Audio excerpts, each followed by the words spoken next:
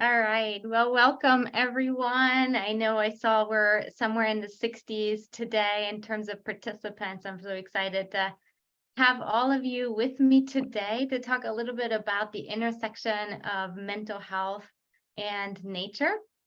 I'm very passionate about this topic and thrilled to be invited. So thank you, Josh, for having me.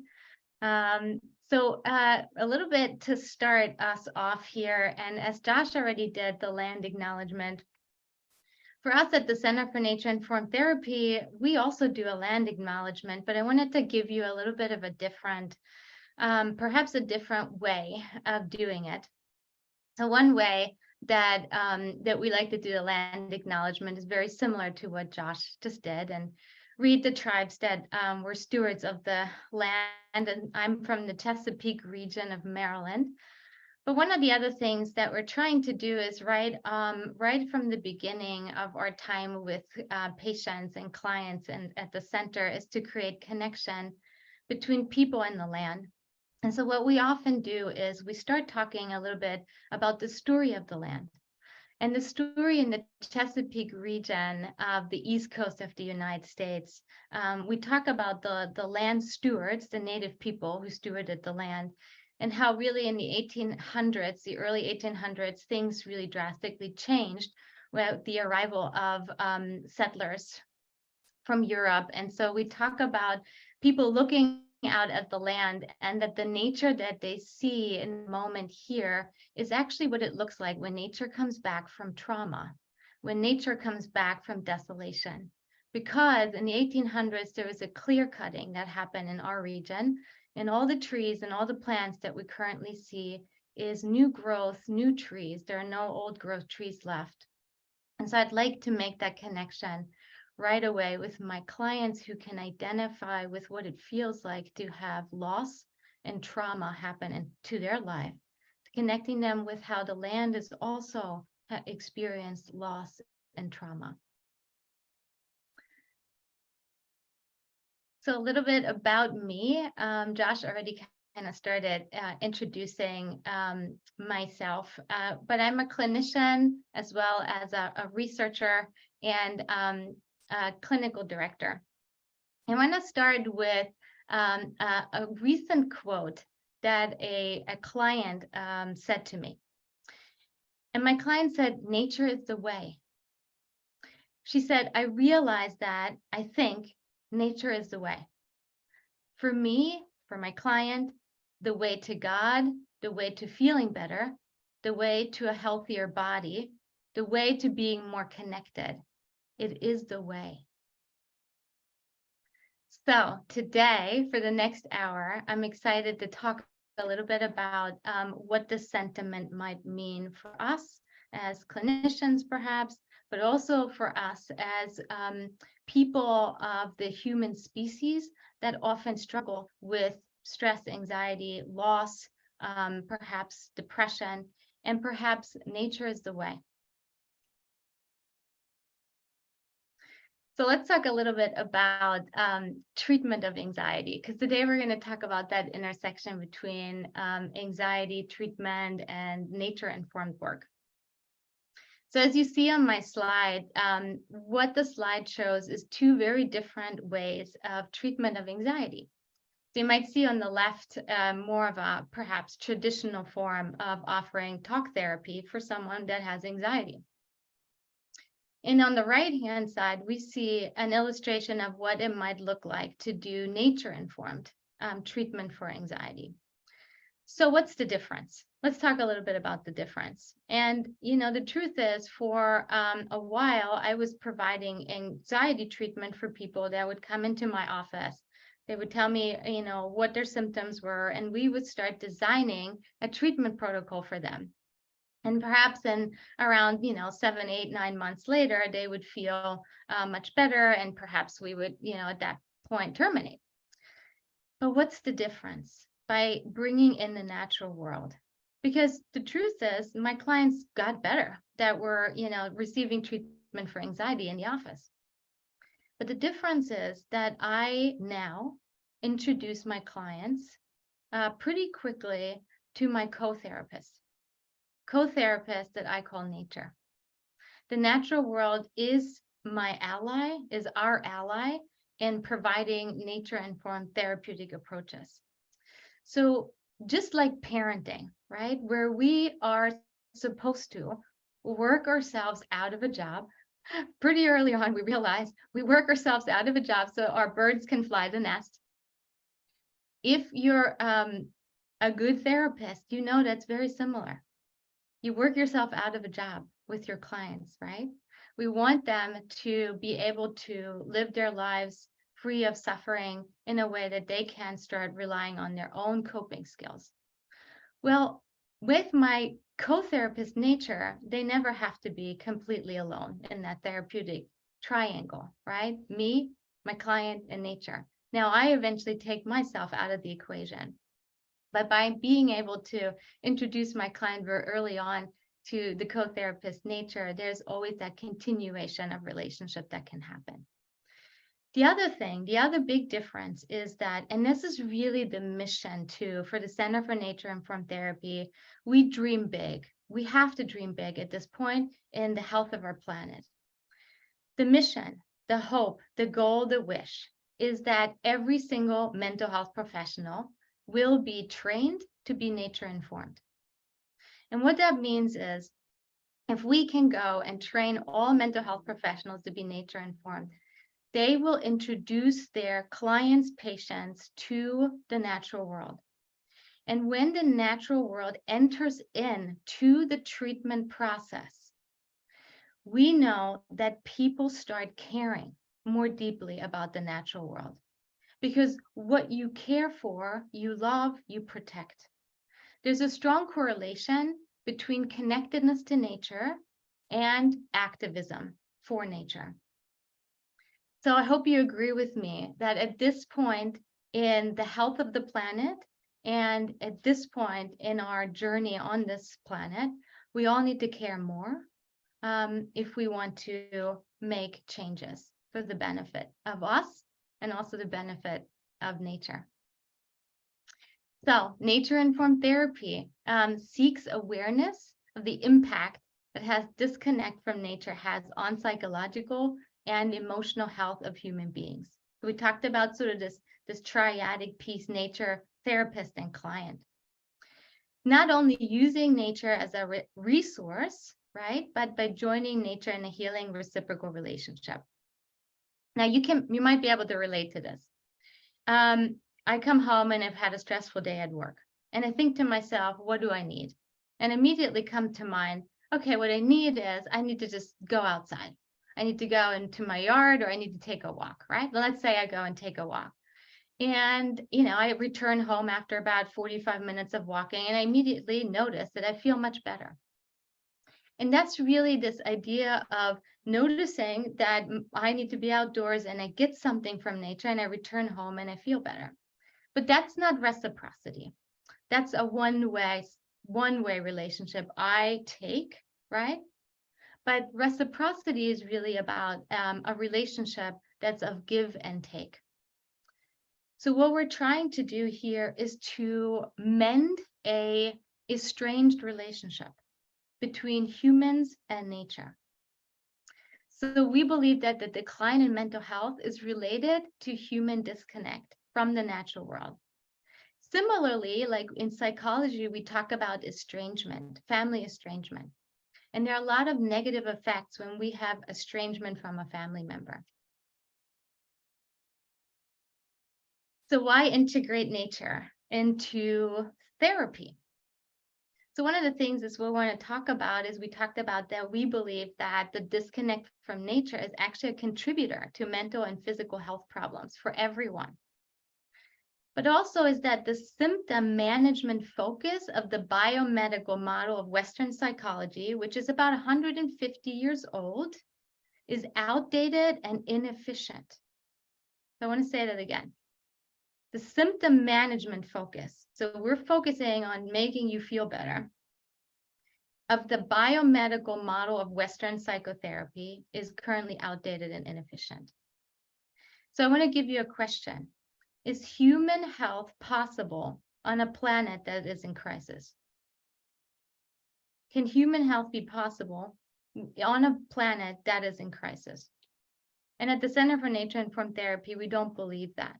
We don't believe that symptom management is the answer. We don't believe that, we believe that we have to go to the root, and the root cause is that our human bodies are deeply reacting to a planet in crisis. So let's talk a little bit about the anxiety experience. So we want to talk about the differentiating factors between anxiety and fear. So if you go on a hike and you're on a trail and you see a snake, most of us are going to have a pretty strong response, right? We're going to back away. Perhaps our heart is going to, increase in the pulse rate. Perhaps we're going to have dry mouth, right? It is your physiological response to a threat in the environment. But then you notice that it's actually not a snake, that it's just a stick, and that you had a misinterpretation of that. And immediately your fear response comes back down and your heart rate decreases, right? Take a few deep breaths, and you just kind of go on your way. And we're really designed to do that very well, this activation of the fight or flight response, and then it comes back down. However, with anxiety, we're dealing with a little bit of a different animal, so to speak. And what we're dealing with is the ability of the human mind to create threats that perhaps are not real threats. So for example, you're running late for an appointment and you get stuck in traffic. And you keep thinking about how this is a very important appointment and how this traffic is going to make you very late and how the person is going to think you're not responsible. And you're starting to get into your fight or flight response. Same as when you encountered the fake snake. You get your heart rate racing, perhaps you have, flushed in the face, or however your fight or flight manifests.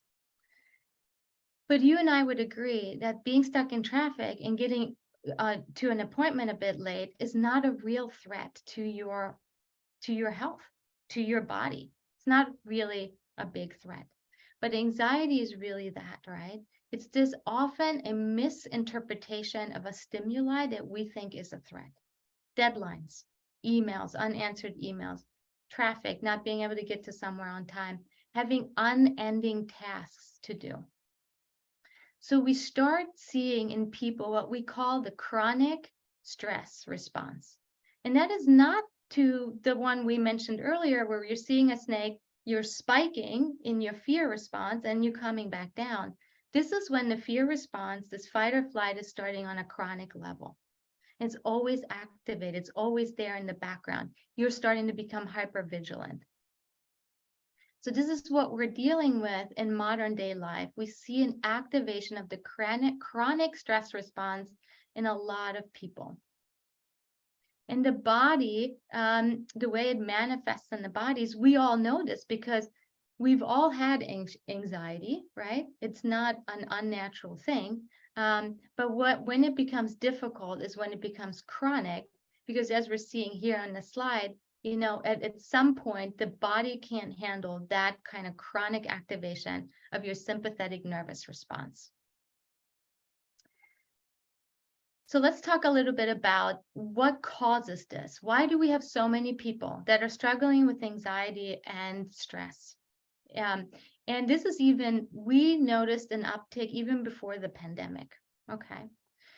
So one of the things from a nature-informed standpoint that I would like to point out to is the sensation of urban overstimulation. There's a sense of an agitation of the mind. There's this constant stimuli that's going on in urban situations where we have to pay attention to. There's noises, there's lights. And so many of the studies that we have been provided with suggest that when we go into nature, that we have a lowering of that stress response. There was a study done where they had people for 90 minutes walk through natural environments, And they reported a lower level of rumination, right? You remember when your mind just plays the same story over and over?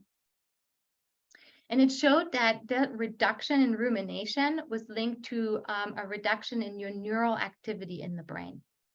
That was not the case for another group that went into walking into an urban environment. So there's so many studies about this correlation between nature and a reduction in your sympathetic nervous system arousal. So any good therapist or any good scientist would ask the question, why is that? Why is that? Why is that when a patient in a hospital has a view of a room, has a view of trees, has on average 2 days less recovery time than a person that views the window of the next building? Why is that? What is happening in the body, and why is that happening with humans? And so we have to remember our story, the story of the human being. The story of the human being does not start in 2023. It starts millions of years ago. And what we have to understand is that our evolution, our evolutionary story, took place in the natural world for the vast majority of our evolution. So when we think about, and I love doing this illustration, which I can't do it online, but I want to paint a picture for you. I want to paint a picture.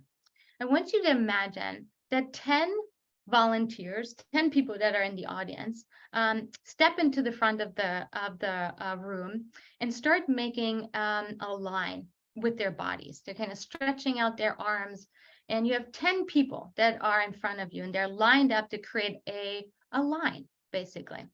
And what I like to demonstrate with that is if I have 10 people standing in a row next to each other, this is the timeline of the human evolution. And it's not until the last person on the far end of the 10th person, their fingernail, that illustrates the time that humans actually started moving indoors.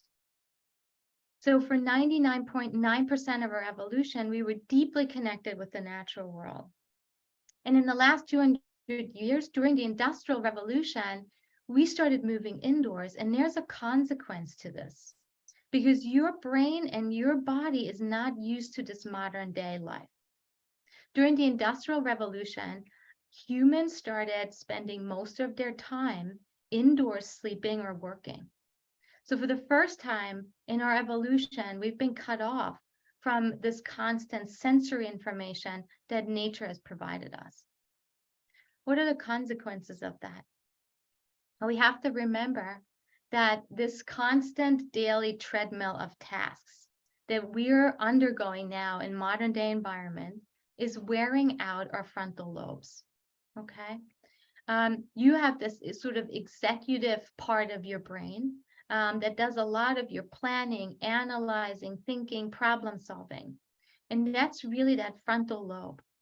And what humans need today more than ever is what we call brain resting or soft fascination. Soft fascination happens when you are interested and alert. So you're not sleeping, you're interested, you're alert, but you're at the same time also resting or relaxed. And you might have guessed why I brought this in here, because we know that this happens for people when they are looking at or in natural environments. They experience what we call soft fascination. So this idea of brain resting, right, is so important these days because, I'll kind of throw myself under the bus. I know that, in the morning, one of the first things I do is I go on my phone. Anyone out there? I know you are. I know I'm not the only one. And then my day starts, right? Get the coffee in, maybe check the news a little bit to see what's going on in the world. And then heading to work where there's a lot of those kind of tasks, these executive functioning tasks. Maybe we come home and turn the TV on for a little bit or read a book, maybe checking the phone one more time. So we're talking about asking your executive part of your brain to be working for 12 plus hours. And I'm here to tell you, your brain was never meant to do that. Your brain was never meant to do that. So we're talking about brain resting. So I talk to all of my clients about, walk me through a day in the life of you. I want to know. I want to know what you do first thing in the morning, all the way down to when you go to bed, because what I'm looking for is times where we can put some brain resting in. And what we find is brain resting really happens when we can engage the brain in viewing or being engaged with our senses and with the natural world. So we want to maximize our brains. Like when you're exercising, you have the rest between sets, right? When you go to the gym and you start lifting, you're not going to stop. You're going to stop after some repetitions. You don't go full set. And that's the same with your brain. It needs breaks. So we touched on this a little bit, but I want to, give respect to biophilia. Harvard biologist E.O. Wilson talks about how humans have this innate fascination and this need to interact with other life forms. We have to remember that our physiology is adapted to it, and our senses it's easier for our senses to interpret information from plants and streams, not so much from traffic and high rises, right? Our senses are much more attuned to the coexistence with the more than human world, as we hunted and gathered and lived side by side for thousands of years. So we know that nature works by lowering stress. So I want to introduce you to attention restoration. Some of you might already know about this theory, but I wanted to demonstrate it with these two pictures on the slide. Okay, so what you're seeing here on the lower right might be a modern office day environment. We, in our current lifestyle, we often do multitasking, which I'm also here to tell you as an expert on anxiety and stress, that is not a good idea. It is not a good idea. You have a single tasking machine called your brain. Anytime you're multitasking, you're stressing out the system, okay? So what we're seeing here on the bottom right is a modern office environment. There's multitasking happening, conversations, maybe attending to a project.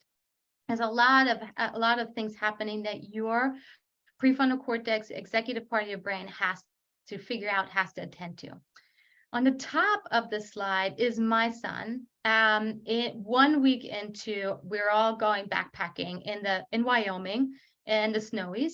And we walked there for about a week, and we saw maybe, a handful of people. We were camping out there. And now I'm asking you, what is his prefrontal cortex needing to do in this situation? He's alert, right? He's paying attention. He's fishing there. I don't know if you can see that he's holding a fishing rod, but he's fishing, he's taking in the scenery, he's noticing the water, but it is not the same tasks that are being asked as through this bottom right corner. So what we know is since the early 80s, we have something called attention restoration theory, which suggests that mental fatigue and concentration can be improved by time spent in or looking at nature.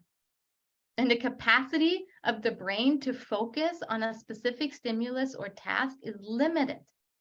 It is limited. It's a finite thing, and it results in direct attention fatigue. So this happens actually pretty quickly. This sense of attention restoration can happen pretty quickly. What we know is just this like 10 minutes between like these really difficult tasks, going outside for a few minutes can be really helpful to help reset. The other thing to remember is that by having fewer choices, right? So like on the upper corner there, my son looking out at the water, fewer choices, your attentional system functions better for higher order things, right? So in nature, filtering requirements are not so demanding. So there's less things to pay attention to, and it lowers your sympathetic nervous system arousal. So the easy to process scenes trigger the release of natural opiates.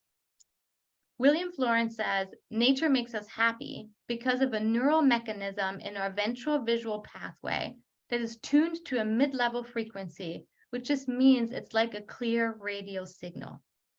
So I keep saying to you, or looking at nature, right? So maybe you noticed that I keep saying that.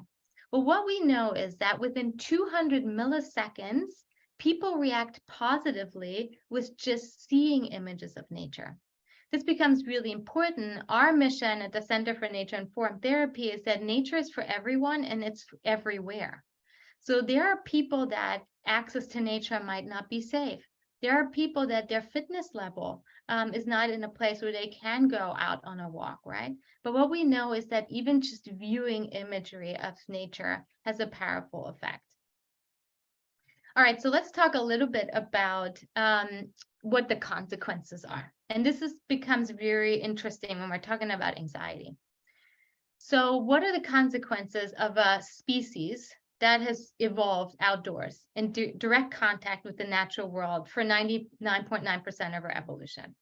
And we find ourselves here in the modern day environment where we're connected to devices for many hours a day and where we're indoors most of the time, even as adults, right? So what are consequences to pay attention to is what we call eco-separation. The consequences of eco-separation, one of the things I want you to think about is what we call place blindness. So place blindness is this sense of insulation from our natural world. So we live in concrete homes with artificial light. We eat manufactured store-bought food. We wear shoes that insulate us from the ionic exchange offered by the earth. We don't inhale the phytoncides that we get from the trees, right? We are separated. We're separated from our eco-identity. So place blindness means that we are no longer fully aware of where our place is in nature, that we are part of, right? And that it's so hard to remember that we're really nature ourselves. Species loneliness. So philosophers call this state of isolation and disconnection species loneliness, a deep, unnamed sadness stemming from the estrangement from the rest of creation, from that loss of our relationship. So as our human dominance of the world has grown, we have become more isolated, more lonely, and we can no longer call out our neighbors. I had a really nice conversation with a good friend of mine who's a naturalist, and I just love this metaphor that he gave. He said, I want you to imagine that you go to a party, and everyone at the party, you know them. And it is so nice to catch up with everyone and ask them how you're doing and your story and how's it going. But let's say you're going to a party where you don't know anyone. You don't know anyone's name. You don't know anyone's story. And how different you feel at that second party. And now he says, imagine going to the woods and you step into the woods and you don't know anyone's name and you don't know anyone's story. You do not know the name of this tree. You do not know the beings that live here, right? And it feels like you don't belong. It feels like you don't have a place there, right? So we know that children, middle school age children, they can name over 100 corporate logos, but they don't know the name of the trees in their own backyard. And that is species loneliness. Another consequence of eco-separation is domestication. And domestication is the sense that I always love to illustrate domestication through with an introduction to my dog. So I have a dog named Coda, and she is the domesticated version of the wild wolf. And I tell you what, it starts raining outside and she looks out the door and she looks at me like, hell no, I'm not going outside. That looks ugly out there. So she's spoiled. She goes right back to her bed, right? She is the domesticated version of the wild wolf. And you and me, we are the domesticated version of the wild hunting and gathering ancestors. So in this relatively short 200 years of spending most of our time indoors, it has done quite a number on the Homo sapien. We have turned into a domesticated version of our wild selves. Now with an addiction to technology and comfort. And I believe that this addiction to comfort is correlated with an inability to deal with discomfort of all kinds, including internal discomforts that come from distressing feelings.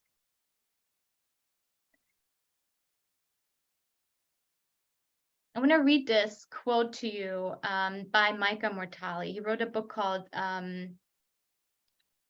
Mindfulness, called Human Rewilding. It's about mindfulness in the outdoors. He says, in creating safety, creating places without edges, without danger, without risk, we have removed the element of gravity, the downward pressure that strengthens bones, muscles, and will. So, distress tolerance. We talked about that domestication process has created the sense of not being able to cope with things, that we're addicted to comfort.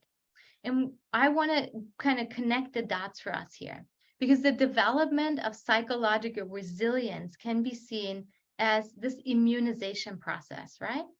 Just as immunity to infections is gained through the controlled exposure to pathogens, so too successfully encountering difficult challenges can provide a form of psychological inoculation. So we're talking about resilience. We're talking about resilience. And it is something that we see a decline, people experiencing this sense of resilience. So Neil and Diaz in 2001 conducted a study in which they found that exposure to challenges in nature boost resiliency, right? This was through an outward bound experience. And this is really the introduction of this idea of what I like to call safe suffering.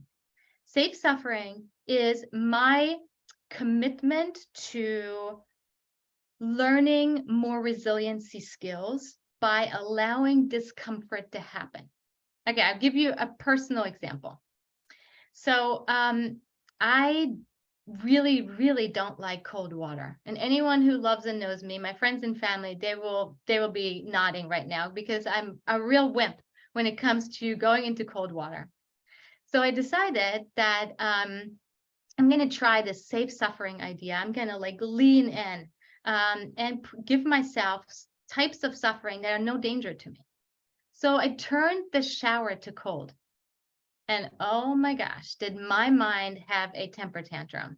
It was trying to convince me that this cold shower was terrible and totally dangerous. And this is really what happens, right? Is that the mind wants to convince you that something is dangerous when it's really just uncomfortable. Because what's the danger? In fact, some people will say it's healthy to take cold showers. And this is sort of this idea of distress tolerance. So the domestication process requires us to suppress things that make us most human, such as taking risks, living simply, managing discomfort, slowing down, and living according to nature's rhythm. So as a nature-informed therapist working with someone with anxiety, we always have this conversation about distress tolerance and human rewilding. And just some things for us to think about. Make sure I'm okay. What types of nature experiences bring up discomfort, right? What role does comfort play in keeping you from nature experiences? What are some ways you can start beginning the rewilding process? So as I said, anxiety, domestication, distress tolerance, comfort versus danger. With an anxious mind, the mind will try to convince you that things are dangerous when they're really just uncomfortable, and that you really can handle discomfort. So what does nature-informed therapy look like? Well, we talked a little bit about how important nature is for our mental health, for our mental and physical health. We talked a little bit about how our mission at the center is to get every mental health, actually every health and healing professional, to become trained in nature-informed therapy. Well, one of the first things we have to make sure is that we do an accurate assessment process, right? So my story starts in Europe. I grew up on the border between southern Bavaria and Austria. I was frolicking in the mountains when I was a kid, right? I was skiing in the winter and I was hiking there in the summer. But that's not everyone's experience with nature. Not everyone is comfortable in the mountains. Same with the forests. Not everyone's comfortable with the forests. So just because you think, hey, it's a great idea for us to do a nature informed session outdoors, that doesn't mean that this client has the same background or understanding or love for that part of nature. So it becomes really important that we do an accurate assessment process and we find out, what is your client's relationship with nature in the first place? Was there a favorite memory? Was there a person that introduced you to nature, right? Was there a special place for you? So we're looking for that sense of what was that relationship like.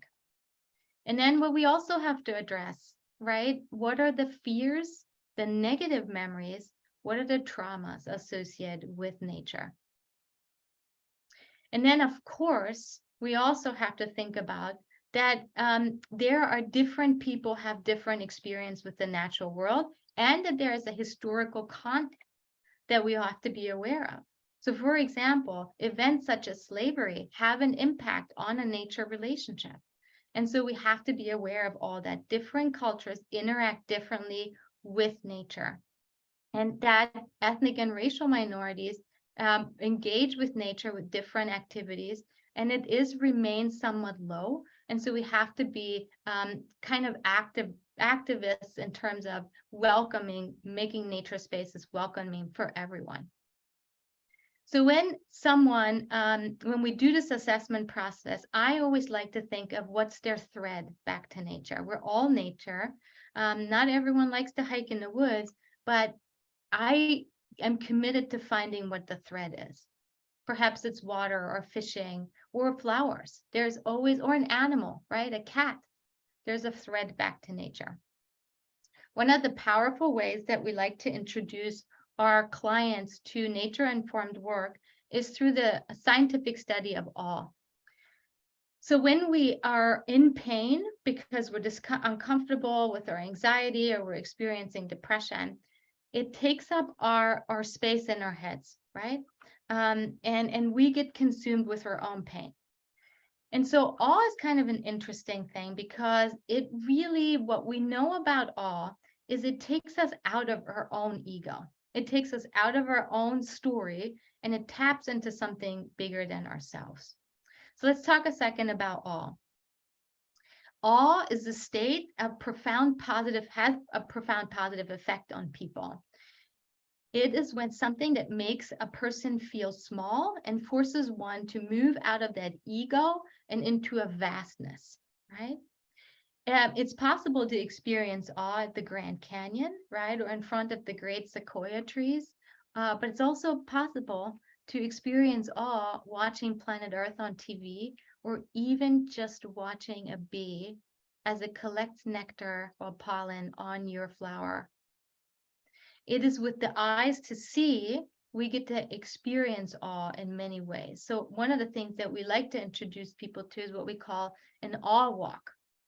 An awe walk is when we invite people to find wonder and amazement in their own backyards or in their own neighborhoods. So UC Berkeley, they do a lot of research on a scientific study of awe, and there's a couple of studies that show that awe has this really profound effect on our brain. And one of the correlations is that people that have more experiences of awe, they feel more connected, and that turns into more pro-social behavior. Now, wouldn't we agree that this world needs more people with more pro-social behavior? Yes. And the connectedness, it's so divided all the time. So by awe, people feel more connected. And the amazing thing that I love about awe is that we don't have to go to the Grand Canyon to experience it. With the right eyes to see, like what we do at the center is going out, taking pictures of, writing or sketching the places they saw awe. And people bring the most ordinary, extraordinary things back. An ant that was moving a big object, a bee finding pollen, right? We see awe everywhere with the right eyes. Okay, I want to make sure I have, I'm going to wrap up. So this is these therapeutic engagements that we like to do with people, befriending a tree. We talk about water play. This is especially for adults with trauma because they often have not had a childhood to the extent that they need, and play actually brings back that in touch with their inner child. So we often engage people with water. Sit spot, pleasure of presence, that's just bringing those senses in. We have this invitation where we ask people to go on a walk with no agenda, really, because we always seem to have an agenda. But walk in nature and just see, if you want to see nature as a mirror, how is nature like me right now? Nature as mentor, how is nature guiding me right now? And nature as medicine, how is nature healing or helping me right now? And these are kind of these invitations that we like to guide people in. And then what we often do when we do these invitations, people come back describing their experience with awe. And we talked about it going from ego to eco-centeredness. So this is, I touched on this earlier, the effects of awe: decrease in materialism, more kind and more generous. It's a really beautiful emotion, and we want to foster that in people, and inviting people to have this awe walk. Okay, so we are really heavily influenced by Robin Wall Kimmerer's work in braiding sweetgrass, because as I started to talk, I talked to you about, hey, when I'm stressed out, I'll go for a walk and I come back and I feel better. That's not reciprocity. Reciprocity is when we receive, but we also give, and that it creates this relationship. And I love her model on eco-consciousness, because the goal is to move away from ego-centeredness to eco-centeredness.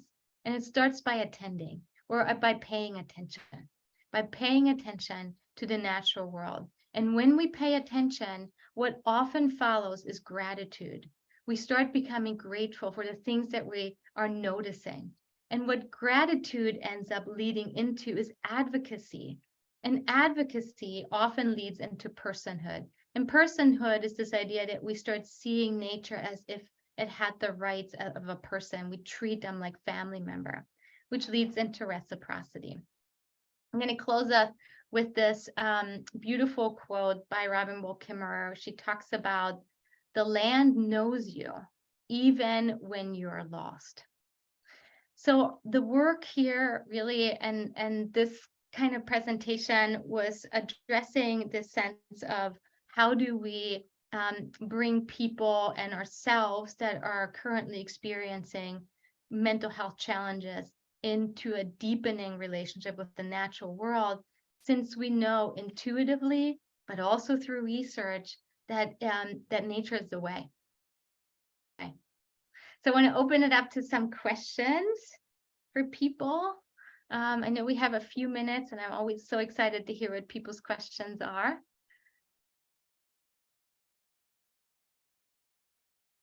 Let's see, Heidi, there are a couple questions in the chat. I'll start. I have a couple myself, but I'm going to start with one that's in the chat. What about when the nature you're experiencing is damaged, so that the experience might create anxiety? So they give some examples, like knowledge of the climate crisis or going to the beach, how that brings up thoughts of sea level rise, or have heard from people who've experienced wildfires and having trauma in affected forests. So how do you deal with damaged nature or with sort of eco trauma or climate anxiety? Yes, I see that as a question from Maggie. So I just want to shout out to Maggie. Thank you for this question. And I knew I'd only have an hour, and I took out the whole eco despair slide that I have in there, because as you can imagine, this is something we're seeing very often now, people reaching out for eco despair, eco grief, eco anxiety. And it really is something that you're bringing up, like what do we do when there's all this pain with the felt sense of the destruction of the planet? So really important question. And what I will say is, we're really guided by Joanna Macy's work of active hope. And what Joanna Macy tells us to do is that the grief is the first step. You know, it's the indifference comes from us not being willing to lean into the pain. That whole like head in the sand is not because people are indifferent. It's because people are afraid of the intensity of the pain. So by being willing to actually feel the grief and find community around it, this is really important. People that have eco despair, we have to build community with each other. When we are willing to lean in, feel the feelings, be in community, then you know it's easier for us to hold two things at the same time. The one thing is the pain of the loss, and the other thing is also still the beauty and spending time and being in awe in nature. Humans are amazing in their ability to hold multiple emotions at the same time, okay? So what we're called to do here is to hold the pain at the same time as we hold the love and engage with both. Great question. Sorry, I don't have more time to really address that more. I hope you can stay in touch. All right, we had a question in the Q&A, which is better, watching a video 2 times as fast as the original for 1 hour and then relaxing after an hour, or watching the video at the original speed for 2 hours? And I assume the person that's asking the question is asking about your average video, like, I don't know, maybe a training video or something you have to watch for work. And not a nature video, but if I'm wrong, they can correct me. Yes. So in terms of what we know about sort of the brain capacity is that we know that you're actually are limited to about 90 minutes a day. That's wild, you guys. We have 8-hour workdays, and what we know is that you really like to be in full flow and fully concentrated, and being able to really crank out a project. We've got pretty much 90 minutes that our brain is at the top of the game. The rest of the time, we're kind of daydreaming. We're in and out. You all know what I'm talking about. You're all doing this too, check your phone, like all that stuff. So what we know is that it has to do more in the morning times, that we're like at that place. But overall, I hope this answers it to some degree, is that we don't have a lot of like high, ability to focus for long periods of time. We really want to shorten it. What we do know is that, I don't know if you can relate, but sometimes we get kind of stuck on a problem, or we're watching the video again because we don't really remember what they've said. When you have those clues from your brain, it absolutely means you need to remove yourself from that environment, move away from the computer, and go somewhere else, preferably outdoors, for just 10 minutes. And don't check your phone when you're out there. I know I need to say that, you guys, because we're all so in love with our phones. You're leaving your phone with your laptop and you're going outside for 10 minutes. You take a few deep breaths, you notice what's going on around you. That's a sit spot. And I guarantee you, when you come back from that 10 minutes, you're in a completely different state in your mind. And you're much more ready to process information again. Now, if the question had something to do with, sometimes I get this question, if I'm viewing nature slides, is that good enough, or should I be outside? Because it sounds like both work. One thing we have to remember is that when you're outside physically with your body, you're taking in all the senses through your sensory information, the ears, the eyes, the smell, the touch. And that's really where you're going to get the biggest bang for your buck, is being outside with all your senses taking in the information. Okay, do we have another one? Yeah, we have a bunch more. I'm going to see how many we can squeeze in. We have a couple minutes left. Let's see, how can I learn more about human evolution away from being outside and in nature? So how to learn more about human evolution? Yeah, I think the question is how our minds have, how we've become domesticated, and how our, yes. Yes. There are some really great books out there. There's a book called Tribe, Tribe, Tribe by Sebastian Junger, that addresses some of that. There's another really great book called The Hunting and Gathering Guide to the 21st Century. And that one is fascinating, but it is a big read. So you got to take your time with that one. But it really addresses what we now kind of human behavior and how we can explain it based on our story, the story of evolution. Yes, I have so much more to say about that, but that's another invitation to another talk. What else we got? All right. Wonderful presentation. Have you tried out any therapeutic applications with virtual reality, i.e. nature and brain resting in a VR headset? Yeah, so now we don't have the actual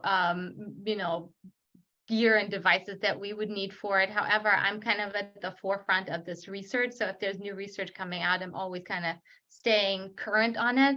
And I know that the VR is doing a lot of research on virtual reality for veterans.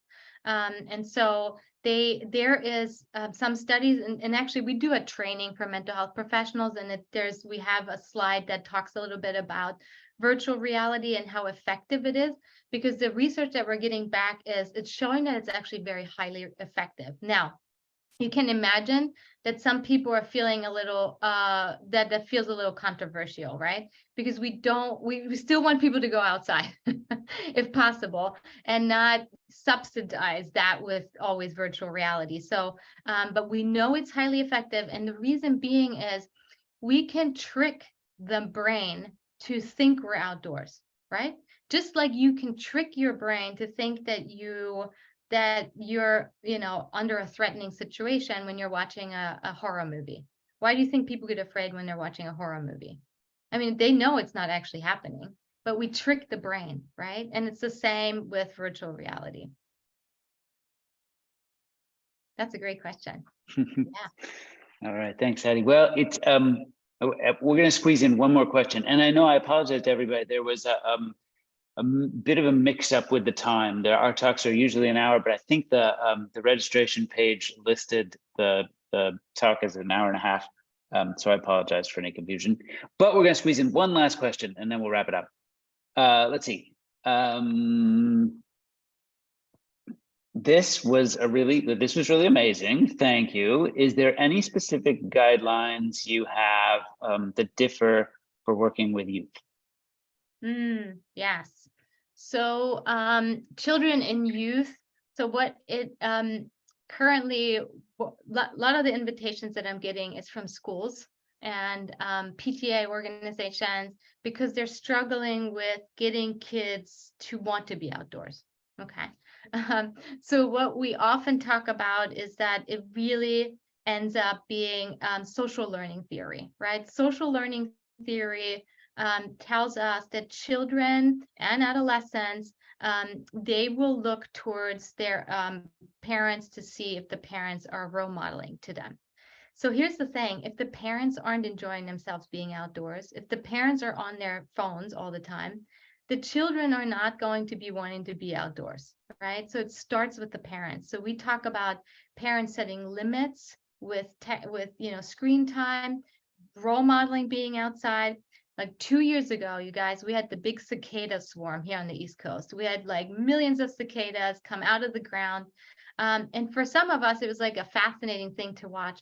There were a lot of parents that I did like a PTA thing, and they were saying, oh, they're so gross and I don't want to go outside and we're going to stay inside. And you have to remember, everything a parent or teacher says from social learning theory, we know is that children will follow, right? So we really have to learn how to motivate parents, educate parents about the importance of nature in their children. If they want to help their children, we got to get them outside. Nature's the answer for parents and children. All right, thank you, Heidi. Thank you so much for your talk. It was wonderful. And there's a lot of praise in the chat if you want to scroll through that. And I want to thank everybody for coming. And feel free to follow us on at Nature and Health. You can go to our website and sign up for our newsletter, and you'll get more announcements about talks like Heidi's. So, thank you again, everyone. Heidi. Thanks so much. Stay in touch, everyone.